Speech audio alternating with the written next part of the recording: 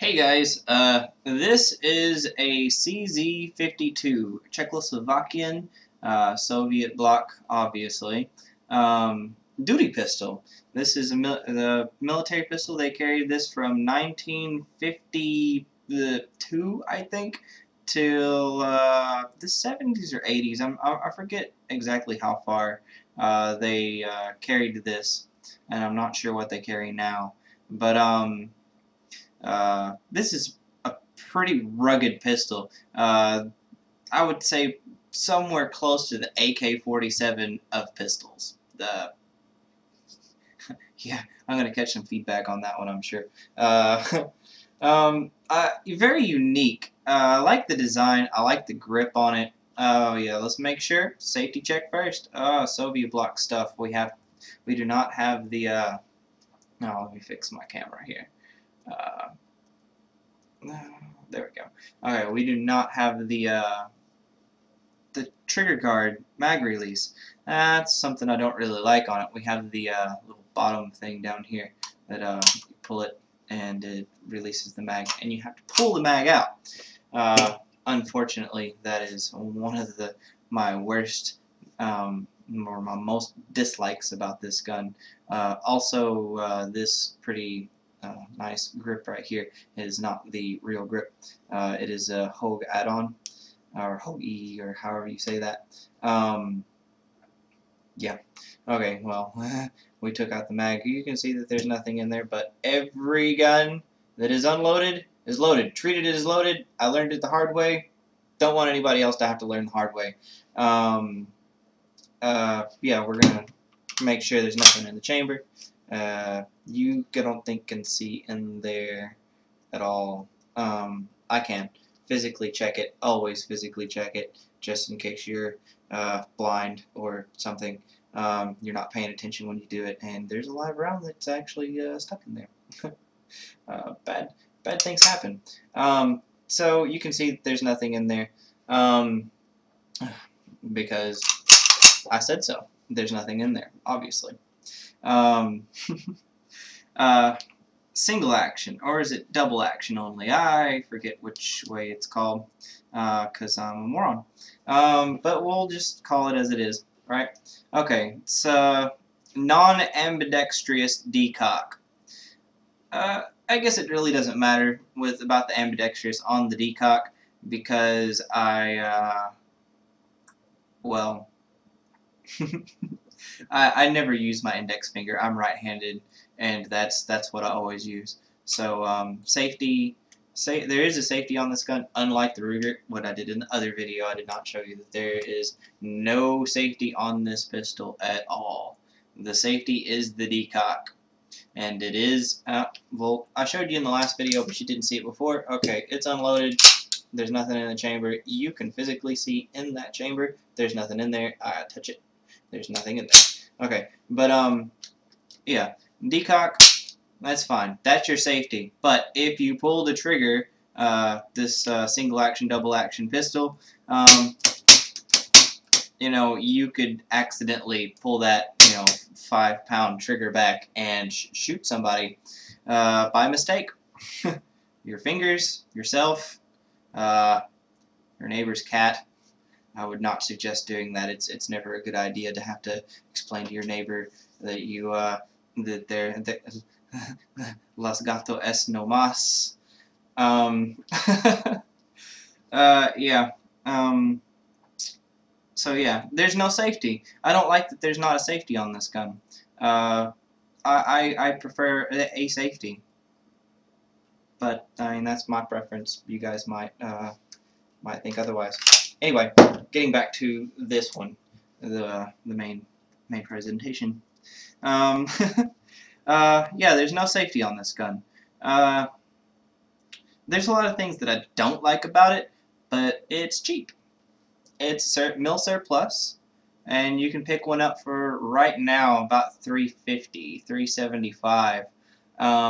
It fires a 7.62 by 25 Tokarev, which is a pretty nice round. I wish there were more pistols and more firearms in general that fired that round. It's pretty much the same thing as a 357 SIG.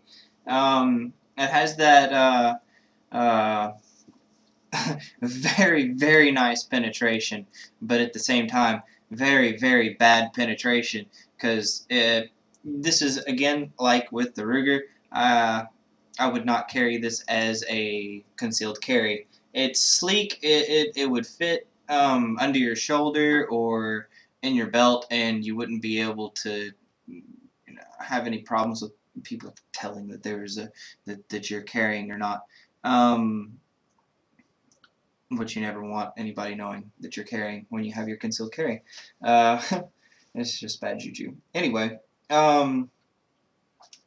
yeah, the penetration on this is so much that the #1 complaint with the soldiers that had it that were issued, they complained that it had over penetration. Those of you that don't know what over penetration is it's where it just basically pokes a hole through something and keeps going. It doesn't cause very much trauma. It's a .32 caliber pistol with the 357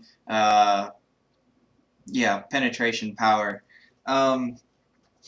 It's just a beast of a round. It's basically a shorty AK round. That's more ball than the. I guess I should show you in a different video the difference between the rounds. Anyway, I'll do that later. Ranting again. Sorry, I do that quite frequently.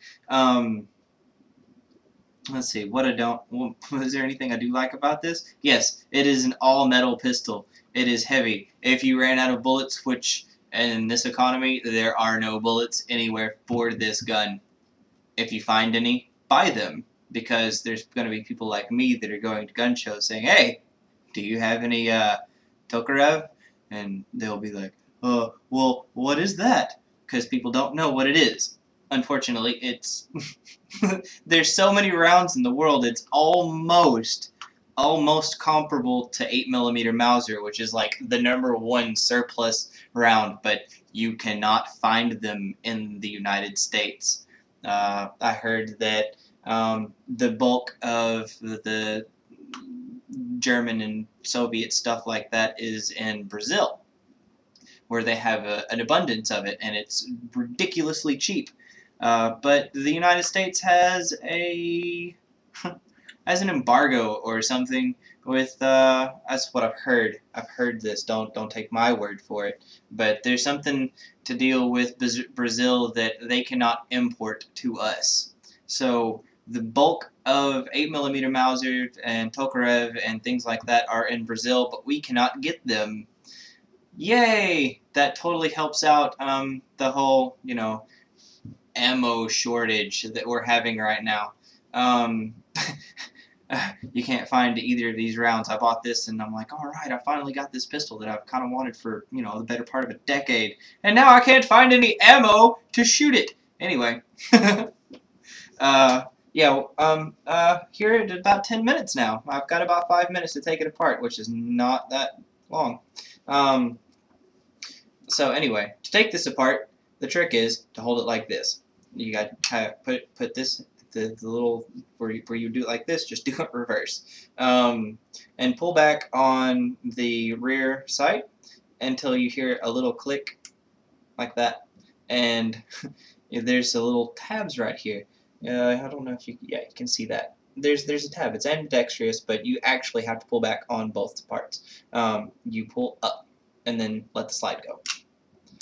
Yay! Now, next part. Easy! You take your fingers here, you hold onto the slide, and you pull up. And it's going to come out of this thing because it's, it sticks. Give it a brisk pull. This is standard. You know what this looks like. This, on the other hand, and I'm going to zoom in again, I want you to see this. This is what's very unique about this specific pistol. I don't know of any other ones that are like this, but do you see these two roller things, these two round things right here?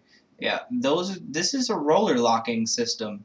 This causes the the recoil of the slide and the separation and the ejection of the round to happen after the round fires, and you know, besides during, like most other pistols. So this one actually, when it fires, it holds it here for a little bit more, allows more pressure to build up in the barrel, and causes the round to fire at a little higher velocity. And to take this out is kind of a pain. Luckily, they have a tool. It's called your magazine lip. You take the magazine lip and you put that in the little groove that's right here. You can see that little groove. I'll put it right there. You pull back on it, and hopefully I don't crack my monitor with it. That would suck. You pull back and you pull up at the same time. Trying not to, yeah, see how quickly it kind of came up there? If I let go, this would go all the way across the room. So be very careful with that. And you just take it apart, and it just slides out, and that's real easy. Just like that. I'm gonna zoom out now because you don't need to see anything closer. I'm gonna put it back in.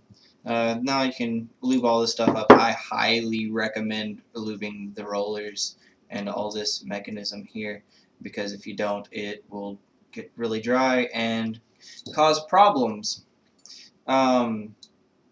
But like I said, it's the AK-47. You don't really have to, but yeah, you really do. Kind of anyway.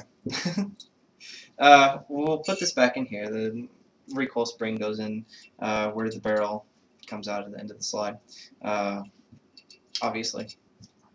And with this, you have to make sure the rollers are in the depressed part. They have to be like this, not like that. Okay, and to do that is a little tricky. You take it and you take the magazine tool and you just kind of pull back on it a bunch. That's the way I do it, and try not to let it go like I just did. This is a pain to get in here. If anybody has any special tricks to do this, let me know. What I do is I take it like this and I push it until it sets kind of where it's supposed to. But if you notice, the rollers are still out, so it will not fit all the way into the slide where it's supposed to go unless you pull back on it at least one more time to get those rollers to go in. I'll see if I can get this with one pull. Oh, it took two. Okay, you see how the rollers are now, not flared out. That's where it's supposed to go, and it didn't seat right. Oh,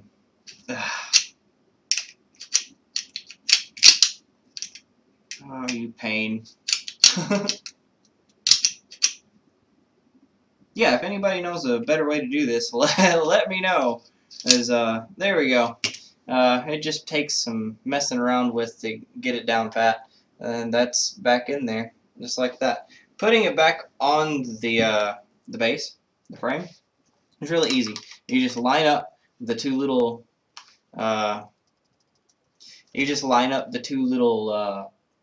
catches right here that I don't know if you can see in the video or not. There's two catches on either side, and on this you see that there's a dip right here, and it slides back. You see.